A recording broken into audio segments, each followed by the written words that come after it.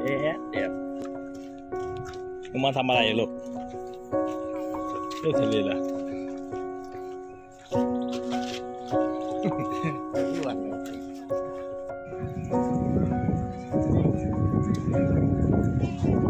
ที่นั่งก่อนนั่งในที่ตะวันตกได้ที่ตะวันตกเรือไม่ร่างเลยก็ดีนะผมมีต้นเรียนเลยยิ่งกว่ากันเลยนะ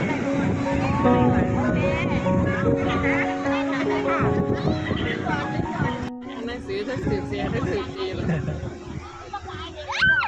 มันทำไม่เป็นเหรอ ทำอะไรอ่ะลูก หนูก็ยัดข้างล่างลง